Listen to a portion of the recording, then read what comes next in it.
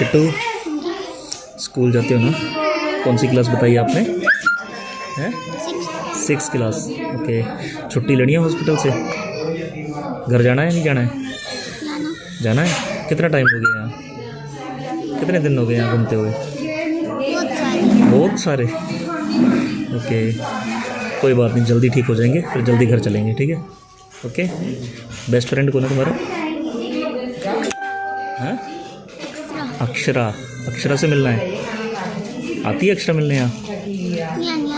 यहाँ नहीं आती। कोई बात नहीं, आप जाओगे मिलने? हैं? ठीक है, जल्दी ठीक हो जाएंगे फिर, है ना? फिर जाएंगे। Okay okay.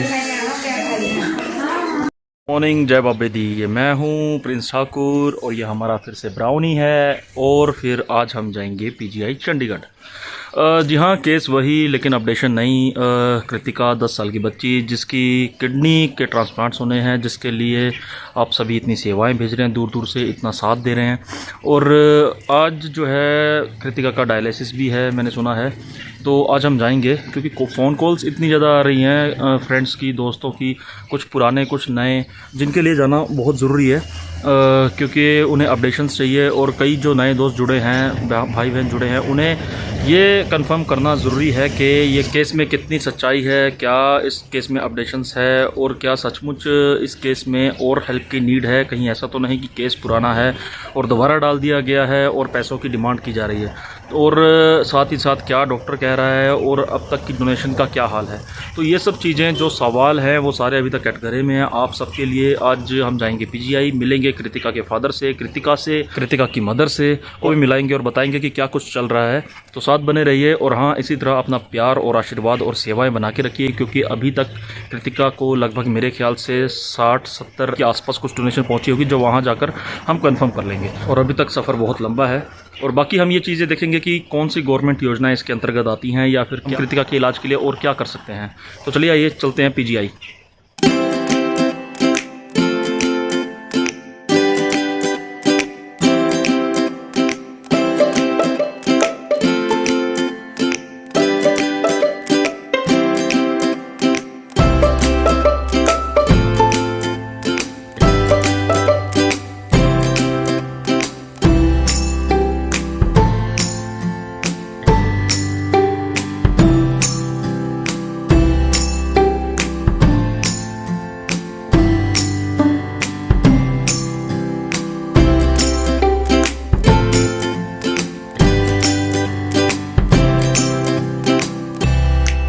हम पहुंच चुके हैं दोबारा पीजीआई और मैंने कृतिका के पिताजी को फ़ोन कर दिया है, थोड़ी देर में वो आने वाले हैं। फिर उनके साथ हम बैठेंगे, बातें करेंगे, बताएंगे आपको जो भी अब केस कहां तक पहुंचा है और क्या डोनेशन हुई है और क्या डॉक्टर का कहना है, आगे कब तक की जो है डेट दी जा रही है ऑपरेशन के लिए, किडनी ट्रांसप्लांट के लिए। आना इतना ज़रूरी तो नहीं था, लेकिन आप जानते हैं कि हर केस को पूरा वेरीफाई करना ज़रूरी होता है क्योंकि हर बार की तरह इस बार फिर आप में से कई भाई बहनों के कॉल्स आए, उनकी मतलब कई जगह ये बीच में आशंका रह जाती है कि बंदा सच बोल रहा है, झूठ बोल रहा है, या किस तरीके का ये केस है, सच में इतनी नीड है या कितनी, कहीं पैसा ज़्यादा तो नहीं चला गया है और हमसे और मांगा जा रहा है। मैं जानता हूँ ये सब चीज़ें होती हैं और ये होनी भी चाहिए। अच्छी बात है कि आप सब वेरीफाई करते हैं, फ़ोन करके, खुद फ़ोन करते हैं, ये बहुत अच्छी बात है, होना चाहिए।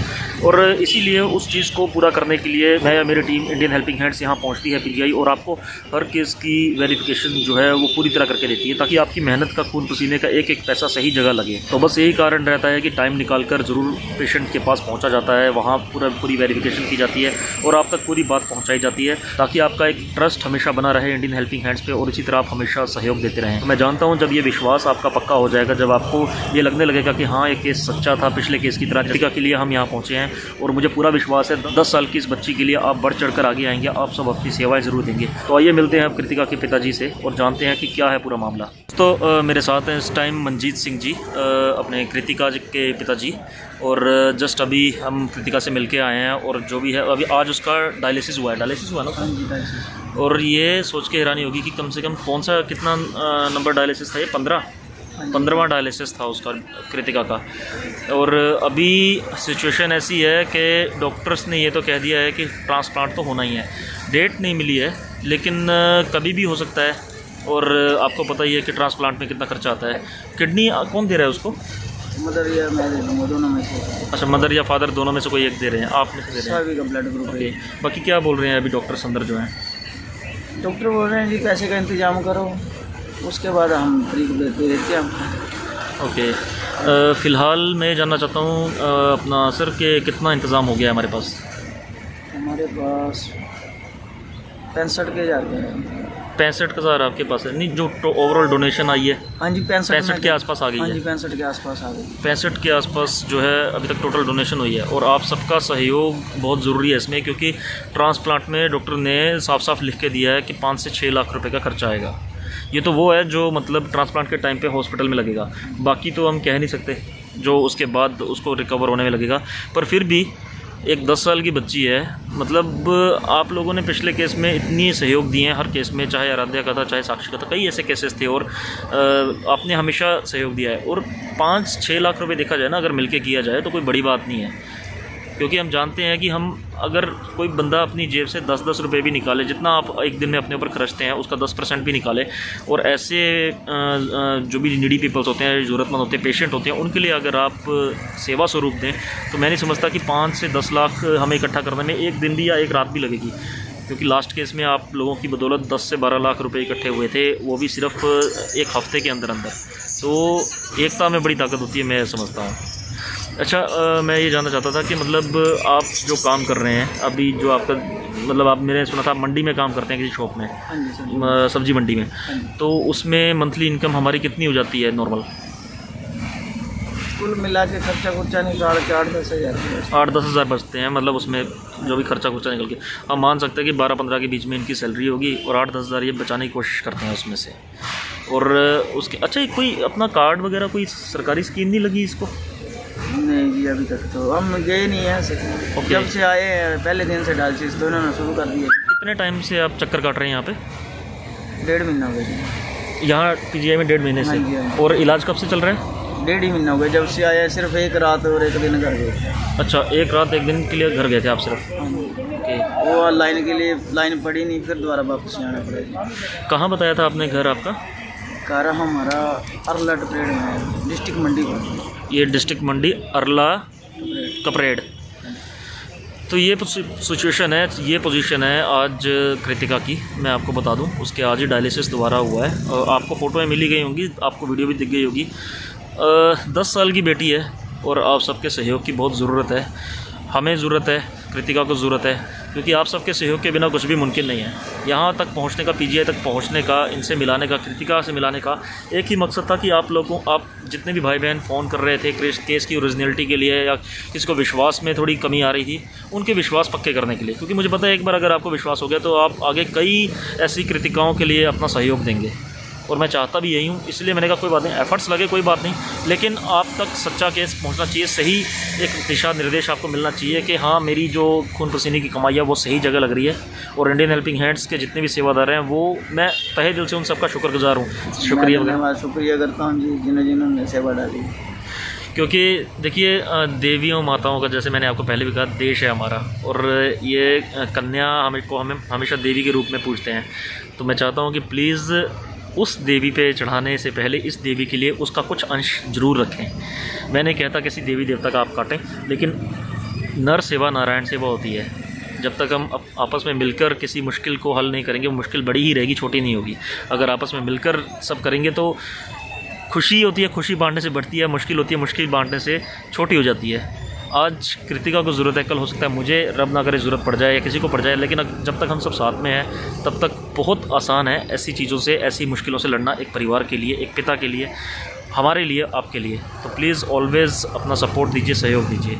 तो दोस्तों, हम पहुंच चुके हैं वापस घर। आज आप मिले कृतिका के फादर से, कृतिका की आवाज़ सुनी आपने, और आपने देखा कि क्या सिचुएशन है। 1 मिनट के लिए तो सचमुच उस वार्ड में जाके मेरा भी दिल काफ़ी भर आया, क्योंकि वहाँ इतने छोटे छोटे बच्चे, कृतिका से भी छोटे, मतलब कोई 1 साल का, कोई 5 साल का बच्चा, इतने छोटे छोटे बच्चे, ऑलरेडी किडनी पेशेंट्स पड़े हुए हैं वहाँ पे, और कईयों का डायलिसिस चल रहा है, कई किसी स्टेज में है।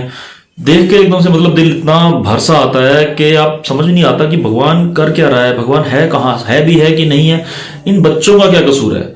लेकिन वो कहते हैं ना कि भगवान की रजा में ही राजी रहना चाहिए, वो जो करता है अपने तरीके से करता है, और हो सकता है कोई ऐसी चीज़ें रही हो या फिर उसने कुछ सोचा हो इन बच्चों के लिए, या फिर एक तरह से ये एक सेवा का मौका ही हो हमारे लिए, आपके लिए कि, और हो सकता है भगवान ने आपको इसलिए सक्षम बनाया है कि कृतिका या कृतिका के जैसे और परिवारों के लिए आप आगे आ सके, सहयोग दे सके, सेवा कर सके, आपको एक मौका मिल सके। तो जहां तक बात है कृतिका के आयुष्मान कार्ड की, क्योंकि हम हमेशा ये देखते हैं कि गवर्नमेंट लेवल की जो स्कीमें है वो कहां तक हम दे सकते हैं किसी फैमिली को, तो आयुष्मान कार्ड उनका है नहीं है, लेकिन उसके लिए उनका जो राशन कार्ड है वो बीपीएल में डालने की मांग की जा चुकी है और वो हो सकता है 1-2 दिन में ये प्रोसेस पूरा हो जाए। उसके बाद आयुष्मान बन जाएगा, तो हो सकता है काफी कुछ रिकवरी जो है आयुष्मान कार्ड के अंडर आ जाए।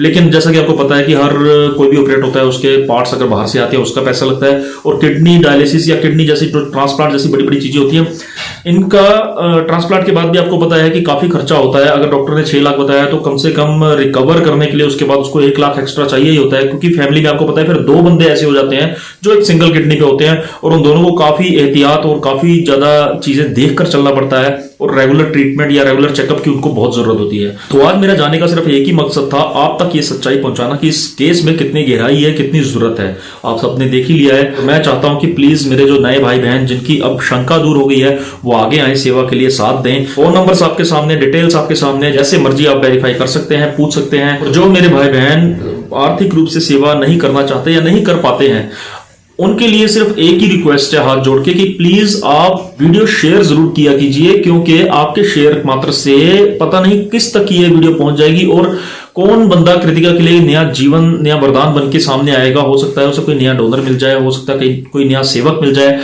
कोई ऐसा बंदा मिल जाए जो उसकी पूरी बीमारी का खर्च उठा ले। ये भी एक बड़ी बात है कि भगवान ने आपको माध्यम बनाया है। अगर आप शेयर करते हैं तो एक तरह से आप ही माध्यम बनते हैं कृतिका तक सेवाएं पहुंचाने का या फिर उस तक हेल्प पहुंचाने का। तो मैं चाहता हूं प्लीज आप सब शेयर जरूर कीजिए वीडियो, ताकि आर्थिक स्थिति से जूझते और बीमारियों से जूझते इस परिवार की सहायता हो सके और इनकी सेवा के श्रेय के भागीदार आप भी बन सकें। और अगर आपको हमारे प्रयास अच्छे लग रहे हो तो प्लीज कमेंट्स जरूर करें और हमें बताएं जरूर, और जुड़ें जरूर इंडियन हेल्पिंग हैंड से। आप अपना नंबर व्हाट्सएप कर सकते हैं और मेरा व्हाट्सएप नंबर आपके सामने ही है, आप उस पर मुझे मैसेज भेज सकते हैं। एक बात जो मैं हमेशा कहता हूं, कभी मत भूलिए, इंसानियत से बड़ा कोई धर्म नहीं, सेवा से बड़ा कोई कर्म नहीं। जय हिंद, जय हिमाचल, जय माता दी। Please help Kritika.